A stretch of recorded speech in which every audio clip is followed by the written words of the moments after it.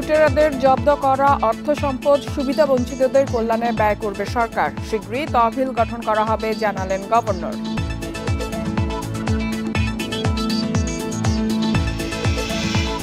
NBR ঐক্য পরিষদের কলম বিরতি কর্মসূচি প্রত্যাহার, অর্থ উপদেষ্টার সাথে কাল বৈঠক।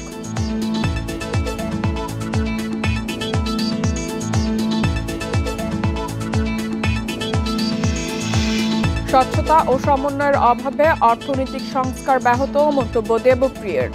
বিনিয়োগ বাড়াতে গণতন্ত্র প্রতিষ্ঠার তাগিদ।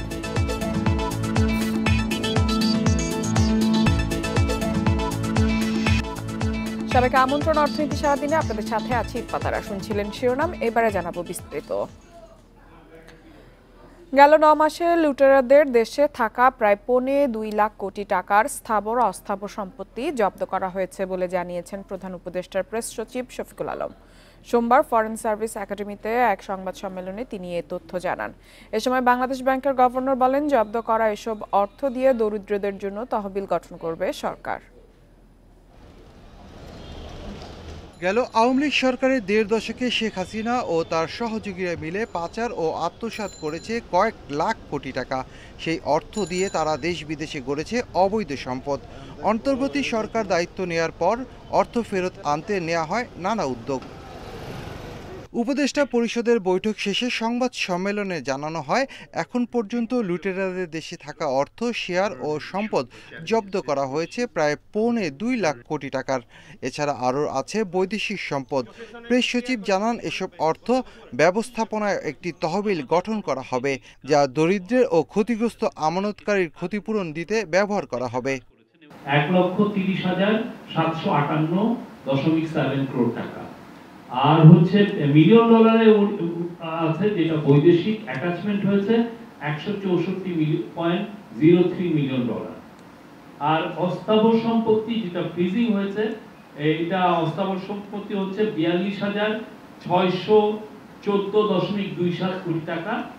এ সময় নগদ কর্তৃপক্ষ বড় ধরনের জালিয়াতি করেছে উল্লেখ করে বাংলাদেশ ব্যাংকের গভর্নর বলেন, অর্থ ইস্যু করার ক্ষমতা শুধু বাংলাদেশ ব্যাংকের হাতে, কিন্তু নগদ ইলেকট্রনিক অর্থ তৈরি করেছে।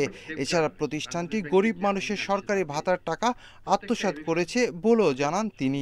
যার পরিমাণ আমরা জানি যে 650 কোটি টাকা মতো ই মানি ক্রিয়েট করেছে, যেটার এগেনস্টে প্রকৃত অর্থ ছিল না। দ্বিতীয়ত, তারা আমাদের যে সরকারের যে দারিদ্র বিমোচন কর্মসূচির অধীনে যে ধরনের অর্থ ট্রান্সফার করা হতো, নগদের মাধ্যমেই করা হতো শুধু, সেইখানে তারা প্রায় 2,000 কোটি টাকার উপর তারা সেখানে আত্মসাৎ করেছে। গভর্নর জানান, আইনি প্রক্রিয়া শেষ করে পাচার করা অর্থ ফিরিয়ে আনতে 4-5 বছর সময় লাগবে। তবে 1 বছরের মধ্যে বিদেশে থাকা সম্পদ জব্দ করা যাবে। অবশ্যই আমরা আইনগতভাবে এটা করব। Shafil Alam Sujan, Independent News, Dhaka. অবশেষে কলম বিরতি স্থগিত করেছেন এনবিআর বোর্ডের সংস্কার ঐক্য পরিষদ। সারা দেশে 5 দিনের কর্মসূচি পালন শেষে সোমবার কর্মকর্তারা জানান, আগামীকাল অর্থ উপদেষ্টার সঙ্গে আলোচনায় বসবেন তারা। এদিকে ভ্যাট, কাস্টমস ও আয়কর কর্মকর্তাদের কলম বিরতিতে সরকার কয়েক হাজার কোটি টাকার রাজস্ব হারিয়েছে বলে এক সংবাদ সম্মেলনে জানিয়েছে বাংলাদেশ C&F অ্যাসোসিয়েশন। এনবিআরকে 2 ভাগ করার প্রতিবাদে সারা দেশে 5ম দিনের মতো কলম বিরতি পালন করেন ভ্যাট, কাস্টমস ও আয়কর কর্মকর্তারা।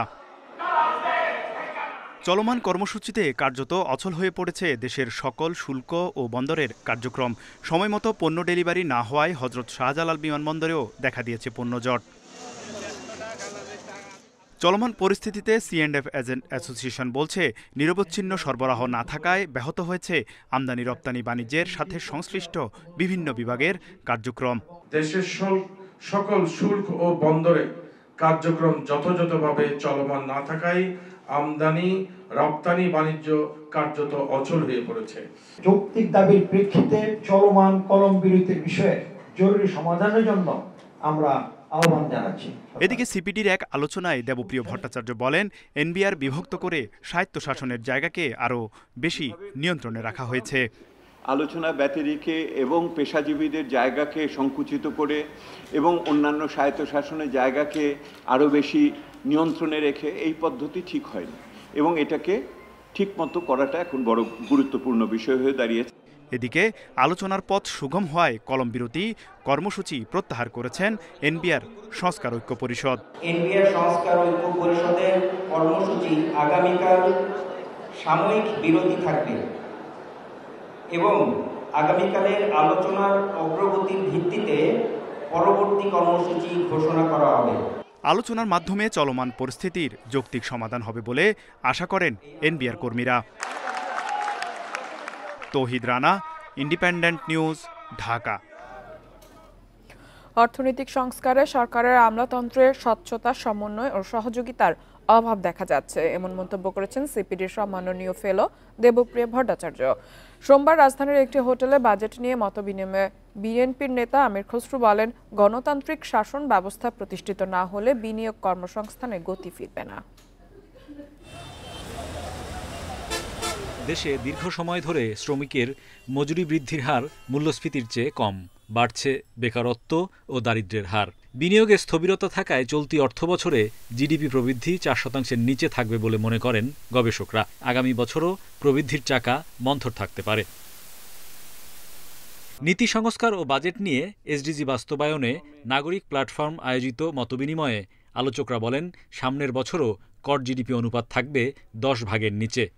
একটা বাজেট তৈরি করার জন্য যেই পরিমাণে এবং সরকার সংস্কারের জন্য যেই পরিমাণে মন খুলে আলাপ আলোচনা করার, সেটা দেখলাম না। আপনি অর্থনৈতিক স্বস্তি দিলেই সরকারের কিন্তু গ্রহণযোগ্যতা বাড়ে এবং তারা তখন বিভিন্ন অন্যান্য পদক্ষেপগুলো নেওয়ার ক্ষেত্রে অবস্থান নিতে পারে। বাংলাদেশে আমরা যেটা বলছি যে এই মুহূর্তে সেই অর্থনীতিতে মনোযোগটা নাই, সমন্বয়ের অভাব, স্বচ্ছতার অভাব ইত্যাদির কারণে।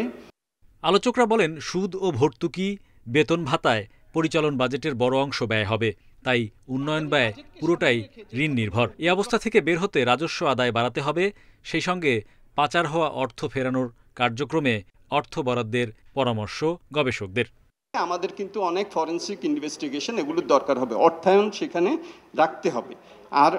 আর যেটা সেটা হলো যে আমাদের যারা নাকি এইসব প্রতিষ্ঠানগুলি আছেন, আমরা অনেক সময় দেখেছি যে তাদের জনবল, লোকবলের অভাবে এবং বাজেটে বরাদ্দ না থাকার কারণে তারা ঠিকভাবে কাজ করতে পারে না। মতবিনিময়ে বিএনপি নেতা আমির খসরু অভিযোগ করেন, নির্বাচনের সুনির্দিষ্ট রোডম্যাপ না দিয়ে বর্তমান সরকার মানবিক করিডোর, চট্টগ্রাম বন্দরের মতো স্পর্শকাতর বিষয়ে সিদ্ধান্ত নিচ্ছে। জনগণ যে বিজনেস ডিসিশন হোক, ইন্ডিভিজুয়াল ডিসিশন হোক, বাইরের যারা আছে আমাদের পার্টনার যারা তাদের ডিসিশন হোক, সবগুলো কিন্তু ডিপেন্ড করছে তাদের একটা আগামী দিনের সার্টেনিটি, কোথায় যাচ্ছে বাংলাদেশ, কোথায় যাচ্ছে, নোবডি নোজ। আলোচকরা বলেন, বিদ্যুৎ খাতের দুর্নীতি ও ভুল নীতি শোধরাতে হবে। সঠিক সিদ্ধান্তহীনতায় 2030 সাল নাগাদ বিদ্যুতের চাহিদা পূরণ নিয়ে শঙ্কা তাদের। 29-30 সালে সেখানে ঘাটতি দেখা দিবে। Hari Saha, independent News, Dhaka. আগামী 2 মাসের মধ্যে বিপণী বিতান চালু হচ্ছে মেট্রো রেল স্টেশনে। থাকছে shopping mall, super shop, bank ব্যবস্থাও। ইতিমধ্যে ফার্মগেট ও কারওয়ান বাজার স্টেশনে দোকান ভাড়া দিতে বিজ্ঞপ্তি দিয়েছে কর্তৃপক্ষ। স্টেশনের বাণিজ্যিক ব্যবহারের সিদ্ধান্তে খুশি নগরবাসী। মেট্রো রেলের এমআরটি 6 লাইনে মোট স্টেশন 17টি। এর মধ্যে কমলাপুর বাদে বাকি সব স্টেশন চালু আছে। প্রতিটা স্টেশন 2 তলা হলেও শুধু ফার্মগেট ও কারওয়ানবাজার স্টেশন 3 তলা বিশিষ্ট। এবার ট্রেনে চলাচলের পাশাপাশি মেট্রো স্টেশনে কেনাকাটার সুযোগ পাচ্ছেন যাত্রীরা। ফার্মগেট ও কারওয়ানবাজার স্টেশনে প্রায় 25,000 বর্গফুট ফাঁকা জায়গা বাণিজ্যিক ব্যবহারের কাজ এগিয়ে চলেছে। ভাড়া নিয়ে আগ্রহী প্রতিষ্ঠান দোকান করতে পারবে। ইজারার মেয়াদ 10 বছর, যা নবায়নযোগ্য নয়। এরই মধ্যে স্টেশনে চালু হয়েছে এটিএম বুথ। তবে কোনো দোকানে গ্যাস সিলিন্ডার কিংবা আগুনের ব্যবহার করা যাবে না। রিটেল শপ থাকতে পারে, কোনো ব্যাংকিং থাকতে পারে, কমার্শিয়াল থাকতে পারে, তারপরে কোনো বাণিজ্যিক প্রতিষ্ঠান, ব্যাংক থাকতে পারে। মার্কেট থেকে যাতে রেসপন্সে ওয়েটিং আছে, around within this next 2 months আমরা হয়তো রেন্টে চলে যেতে পারবো। মেট্রো রেলে উত্তরা থেকে মতিঝিল রুটে প্রতিদিন চলাচল করছেন 4 লাখের বেশি যাত্রী। বাণিজ্যিক কার্যক্রমে দৈনন্দিন জীবন আরও সহজ হবে বলে আশা তাদের। আমার মর্নিং ব্রেকফাস্ট করে নেয়, ফর এক্সাম্পল আসলাম, আমি একটা স্যান্ডউইচ ব্রেকফাস্ট অর্ডার করলাম, কিছু কিনা থাকলে সেগুলো করলাম। It's more comfortable for everybody, as a good sign. আমাদের অনেক কিছু দরকার হয় অনেক সময়, তো এখান থেকে সব কিছু কিনে কেটে আমরা বাসায় যেতে পারি বা আমাদের গন্তব্যস্থানে যেতে পারি। It's a very good initiative. বাণিজ্যিক ব্যবহারের টেকসই সুফল পেতে মেট্রো স্টেশনগুলোতে পরিচ্ছন্নতায় আরও নজর দেওয়ার পরামর্শ যাত্রীদের। Shahid Ahmed, Independent News, Dhaka. রবি আজিয়াটার সুপার রবিবার ক্যাম্পেইনের আওতায় গ্রাহকদের জন্য থাকছে বাংলাদেশ বনাম সিঙ্গাপুর ম্যাচের ভিআইপি টিকিট জেতার সুযোগ। সোমবার বাংলাদেশ ফুটবল ফেডারেশন বাফুফের সঙ্গে সংবাদ সম্মেলনে ঘোষণা দিয়েছে রবির প্রধান কার্যালয়ে আয়োজিত সংবাদ সম্মেলনে প্রতিষ্ঠানটির chief commercial officer Shihab Ahmed জানান, দেশের জাতীয় ফুটবল দলের অংশ হতে পেরে তারা আনন্দিত।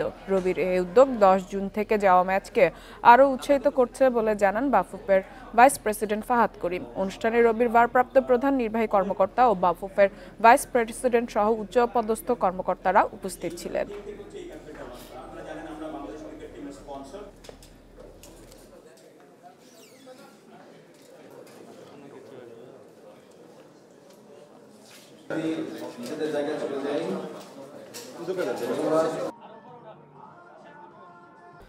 আন্তঃব্যাংকে সামান্য বেড়েছে ডলারের দর। রোববার এক ব্যাংক থেকে আরেক ব্যাংকের কাছে 122 টাকা 78 পয়সা দরে 60 লাখ ডলার বিক্রি করেছে। খোলা বাজারেও ডলারের দর আগের চেয়ে কিছুটা বেড়েছে।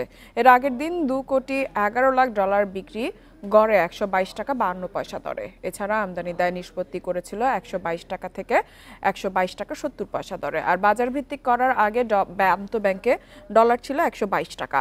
বাজার ঠিক রাখতে বাংলাদেশ ব্যাংক এখন আন্তঃব্যাংক সক্রিয় করার উপর বেশি জোর দিয়েছে বলে জানা গেছে। আইএমএফ এর শর্ত মেনে গত বুধবার বৈদেশিক মুদ্রার বিনিময় হার বাজার ভিত্তিক করে বাংলাদেশ ব্যাংক। এদিকে খোলা বাজারে ডলারের দর 125 টাকা 50 পয়সা থেকে বেড়ে 126 টাকায় লেনদেন হয়।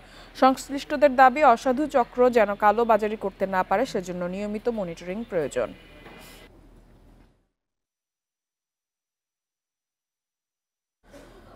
জাতীয় রাজস্ব বোর্ড এনবিআর বিলুপ্ত করে আলাদা দুটি বিভাগ তৈরির প্রতিবাদে চট্টগ্রাম বন্দরে চলছে শুল্ক কর্মকর্তাদের কলম বিরতি। প্রতিদিন বেলা ৩টা পর্যন্ত কাজ বন্ধ থাকায় ভোগান্তি বেড়েছে। পাশাপাশি বন্দরে তৈরি হচ্ছে পণ্যজট। শুল্কায়নের দীর্ঘসূত্রিতায় পণ্যর ওপর মাশুলও বাড়ছে। এ অবস্থা চলতে থাকলে রাজস্ব আদায়ে বিরূপ প্রভাবের শঙ্কা করছেন ব্যবসায়ীরা। দেশের আমদানি রপ্তানির 92 ভাগ হয় চট্টগ্রাম বন্দর দিয়ে। এর প্রায় পুরোটা শুল্কায়ন হয় চট্টগ্রাম কাস্টমস হাউসে। কিন্তু এনবিআর ভেঙে আলাদা দুটি বিভাগ চালুর প্রতিবাদে কলম বিরতিতে কাস্টমস হাউসের কর্মকর্তারা। গত বুধবার থেকে প্রতিদিন বিকেল 3টা পর্যন্ত কর্মসূচির কারণে ব্যাহত হচ্ছে রাজস্ব কার্যক্রম। দিনের শেষ ভাগে কাজ শুরু করায় বাড়ছে দুর্ভোগ। ভোগান্তিতে পড়ছে সেবাগ্রহীতারা। কেউ কোনো কাজ করতে পারতেছে না।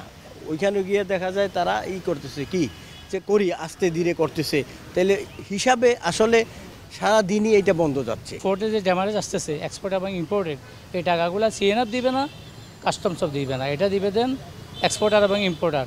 গেল 10 মাসে চট্টগ্রাম কাস্টমস হাউস দিয়েই রাজস্ব আদায় হয়েছে প্রায় 63,000 কোটি টাকা। তবে কলম বিরতির প্রভাবে প্রতিদিন রাজস্ব আদায় বাধাগ্রস্ত হচ্ছে। এর প্রভাবে রাজস্ব ঘাটতি বাড়তে পারে বলে শঙ্কা ব্যবসায়ীদের। বন্দরে ড্যামারেজ চার্জ এখন 4 গুণ বৃদ্ধি করা হয়েছে। প্রত্যেকটা পণ্যের উপর এই ড্যামারেজ চার্জের কনভার্ট করে পণ্য যে আমদানি করে সে পণ্য মূল্য নির্ধারণ করে। অতএব পণ্যের মূল্য বাড়বে এবং আমদানি খরচ বাড়বে। 4 থেকে 5 ঘন্টার কর্মবিরতির পর বিকাল 3টা থেকে 5টা পর্যন্ত চলছে শুল্কায়ন কার্যক্রম। এতে পণ্য খালাস কম হওয়ায় বন্দরে তৈরি হচ্ছে পণ্যজট। তবে যেটা হচ্ছে কি 3টা পর্যন্ত কর্মবিরতির কারণে বিকালের দিকে আমাদের প্রেশার হচ্ছে খুব বেশি। বিকালের দিকে একই সাথে অ্যাপ্রেজমেন্ট, একই সাথে ডেলিভারির ভিতরে অনেকটা জটলা হয়ে যাচ্ছে। সারাদিন ব্যাপী যে কাজ সেটা যদি দিনব্যাপী হয় তাহলে এই প্রেশারটা ডিস্ট্রিবিউট হয়ে যেত।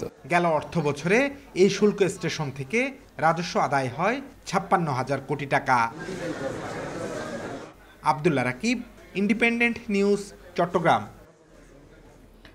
ঈদুল আজহা উপলক্ষে গবাদি পশু পরিচর্যায় ব্যস্ত ফরিদপুরের খামারিয়া। এবার জেলার সেরা আকর্ষণ প্রায় 22 মণ ওজনের ষাঁড় রাজাবাবু। বিশাল আকৃতির গরু দেখতে ক্রেতা সহ উৎসুক মানুষের ভিড় জমেছে খামারির বাড়িতে। প্রাকৃতিক খাবার দিয়ে লালন পালন করা গরুটির আশানুরূপ দাম পাওয়ার আশায় খামারি। 6 ফুট 8 ইঞ্চি লম্বা গরুটির মাথার অংশ সাদা, বাকি সব লাল। 5 ফুট উঁচু আর প্রশস্ত 8 ফিট 2 ইঞ্চি। নগরকান্দার রামনগর ইউনিয়নের দেবীনগর গ্রামের আদেল মোড়ল ও সায়রা বেগম দম্পতি বিশাল গরুটির নাম দিয়েছে রাজাবাবু। 2 বছর 7 মাস বয়সে ষাঁড়টির ওজন প্রায় 22 মণ। হলস্টেইন ফ্রিজিয়ান জাতের গাভী থেকে জন্ম নেওয়া রাজাবাবুকে একদিন বয়স থেকে লালন পালন করছেন এই দম্পতি। সম্পূর্ণ প্রাকৃতিক খাবার খাইয়ে বড় করা রাজাবাবুর প্রত্যাশিত দাম 15 লাখ টাকা। 15 লক্ষ টাকা ওর দাম নিতেছে। আমার খুব পরিশ্রম হয়, খুব কষ্ট হয়, নিজেরা বাজার না করে ওগুলিকে খানা কিনতে। এদিকে বিশাল আকৃতি রাজাবাবুকে দেখতে প্রতিদিনই ভিড় করছেন অনেকেই। ভালো দাম ও বড় গরু লালন পালনে সরকারি সহযোগিতা পেলে আগামীতে খামার করার আগ্রহের কথা জানান তারা। বীজ দিলে পারে বাইরে যে সব গরু আমরা দিই অনেক বড় বড় গরু, এই ধানের গরু, আমাদের এলাকাতে এই ধানের গরু খুব কম হয়। আমরাও গরু লালন পালন করি, এত বড় গরু আমরা বানাইতে পারি নাই। প্রাকৃতিক খাবার দিয়ে কোনো ক্ষতিকর ওষুধ ছাড়াই বড় গরু পালনে খামারিদের প্রশিক্ষণ ও পরামর্শ দেওয়ার কথা জানিয়েছেন প্রাণী সম্পদ বিভাগ। খাদ্য খেলে গাভীর স্বাস্থ্য ভালো থাকে, কিভাবে নেপিয়ার পাকচুল ঘাসের প্রসার ঘটানো যায় এবং নিষিদ্ধ স্টেরয়েড ওষুধ ব্যবহার কিভাবে কমানো যায়, বন্ধ করা যায়, সবসময় এই বিষয়ে সচেতনমূলক উঠান বৈঠক, প্রশিক্ষণ, সেমিনার আমরা আয়োজন করেছি। ঈদুল আজহা উপলক্ষে জেলায় 1,08,000 গবাদি পশুর চাহিদার বিপরীতে মজুদ আছে 1,10,891টি পশু। Independent News. হাওড় অঞ্চলে ধানের ভালো ফলন হলেও দাম নিয়ে দুশ্চিন্তায় কৃষক। কিশোরগঞ্জের বাজারে দাম কম থাকায় সরকারি গুদামে ধান দিচ্ছেন কৃষকরা, আর সুনামগঞ্জে নানা জটিলতা থাকায় সরকারি গুদামে ধান না দিয়ে কম দামে মাঠেই বিক্রি করছেন চাষিরা। চলতি মৌসুমে কিশোরগঞ্জ জেলায় 1,68,115 হেক্টর জমির বোরো ধান কাটা শেষ হয়েছে। এখন রোদে শুকিয়ে ঘরে তোলার কাজ। তবে ফলন ভালো হলেও দাম কম হয় দুশ্চিন্তায় কৃষক। জেলায় মোট উৎপাদনের 10% ধান ক্রয়ের লক্ষ্যমাত্রা নির্ধারণ করেছে সরকার। বাকি 90% ধান বাজারে বিক্রি করতে গিয়ে ব্যবসায়ী সিন্ডিকেটের ফাঁদে কৃষক। তাই সরকারের পক্ষ থেকে ধান ক্রয়ের লক্ষ্যমাত্রা বাড়ানো সহ ধানের বাজার মনিটরিংয়ের দাবি কৃষকদের। বাজারে নেই কিন্তু বিক্রি করতে পারি না, 1100 টাকার উপরে বিক্রি করতে পারি না। গুড়ানের ধান লয়ে গেলে আপনার ধান বেচতি নেয়, 5-6 কেজি করে বেচতি নেয়, অথবা আপনার ধান বাঁচনি দেয়, কয় ধান ভালো না হন লাতস্কা। সবসময় ঊর্ধ্বমুখী নিম্নমুখী থাকে। আমাদের এখন টার্গেট হলো সরকারি যে লক্ষ্যমাত্রা আছে ধান চাল সংগ্রহের, যে সেটাই যাতে শতভাগ আমরা করতে পারি এবং কৃষকরা যাতে ন্যায্য মূল্য পায় এটা নিশ্চিত করা। সুনামগঞ্জে ভালো ফলনের পরেও ধানের দাম বেশি না হয় হতাশ কৃষক। খাদ্য বিভাগ জানিয়েছে কৃষকদের ন্যায্য মূল্য সরকারি গুদামে ধান বিক্রির উদ্যোগ নেওয়া হচ্ছে। প্রতিটি এলএসডিতে আমরা একটা কৃষক বান্ধব আমরা পরিবেশ সৃষ্টি করছে, যাতে কৃষকরা তাদের উৎপাদিত ফসল ন্যায্য মূল্য নিশ্চিতের জন্য সরকারি মূল্যে আমাদের সরকারি ক্রয় কেন্দ্রে ধান বিক্রয় করতে পারেন। জেলার কৃষকদের কাছ থেকে প্রতি কেজি 36 টাকা হিসেবে 14,645 মেট্রিক টন বোরো ধান কেনার উদ্যোগ নিয়েছে সরকার, যা ধান উৎপাদনের মাত্র 1%। সোহেলি জাহান, ইন্ডিপেন্ডেন্ট নিউজ। শেয়ার বাজারের খবর। সপ্তাহের তৃতীয় কার্যদিবসে ঢাকা স্টক এক্সচেঞ্জে সূচক পতনে লেনদেন শেষ হয়েছে। এ সময় ডিএসইর প্রধান সূচক 14.75 পয়েন্ট কমেছে। লেনদেন কমেছে 51 প্রতিষ্ঠানের শেয়ারের। অন্যদিকে চট্টগ্রাম স্টক এক্সচেঞ্জে সার্বিক সূচক কমেছে 25.07 পয়েন্ট। সোমবার দিনের শুরুতে ইতিবাচক ছিল ঢাকা শেয়ার বাজার। প্রথম 10 মিনিটে সূচক বাড়ে 21 পয়েন্ট, তবে বেলা বাড়ার সঙ্গে সঙ্গে কমতে থাকে সূচকের অবস্থানও। দিন শেষে ডিএসইএক্স সূচক 14.75 পয়েন্ট কমে অবস্থান করছে 4,776 পয়েন্টে। সূচকের সঙ্গে ডিএসইতে কমেছে লেনদেনের পরিমাণও। আজ মোট লেনদেন হয় 288 কোটি 78 লাখ টাকা। আগের দিনের চেয়ে লেনদেন কমেছে 3 কোটি 82 লাখ টাকা। হাত বদলে অংশ নেওয়া 397টি কোম্পানি মিউচুয়াল ফান্ডের মধ্যে দর বেড়েছে মাত্র 125টি প্রতিষ্ঠানের শেয়ারের, কমেছে 202টি এবং অপরিবর্তিত 70টি প্রতিষ্ঠানের শেয়ার দর। সবচেয়ে বেশি লেনদেন হওয়া প্রতিষ্ঠানের তালিকায় প্রথম ওরিয়ন ইনফিউশন, বীজ হ্যাচারি দ্বিতীয়, তৃতীয় অবস্থানে মিডল্যান্ড ব্যাংক। শতাংশের দিক থেকে দর বৃদ্ধির তালিকায় প্রথম কাট্টালী টেক্সটাইল, দ্বিতীয় সোনারগাঁ টেক্সটাইল, তৃতীয় অবস্থানে স্কয়ার নিট। অন্যদিকে চট্টগ্রাম স্টক এক্সচেঞ্জে সার্বিক সূচক 25.07 পয়েন্ট কমে অবস্থান করছে 13,378 পয়েন্টে। লেনদেন 16 কোটি 11 লাখ টাকার share. Mehedi Hasan, independent news. এবার জানাবো বিশ্বের প্রধান মুদ্রার সাথে টাকার আজকের বিনিময় হার। দর অপরিবর্তিত। যুক্তরাষ্ট্র ডলারের বিনিময় হচ্ছে 122 টাকায়। যুক্তরাজ্যের পাউন্ডের দর বেড়েছে, বিনিময় হচ্ছে 167 টাকা 12 পয়সায়। বেড়েছে ইউরোর দর, বিনিময় হচ্ছে 140 টাকা 50 পয়সা। ভারতীয় রুপির দর অপরিবর্তিত, বিনিময় হচ্ছে 1 টাকা 44 পয়সায়। দর কমেছে সৌদি রিয়ালের, বিনিময় হচ্ছে 32 টাকা 68 পয়সা, অপরিবর্তিত আছে। আরব আমিরাতের দিরহামের দর, বিনিময় হচ্ছে 33 টাকা 38 পয়সায়। কুয়েতি দিনারের দর বেড়েছে, বিনিময় হচ্ছে 399 টাকা 45 পয়সায়। কমেছে মালয়েশিয়ান রিঙ্গিতের দর, বিনিময় হচ্ছে 28 টাকা 36 পয়সায়।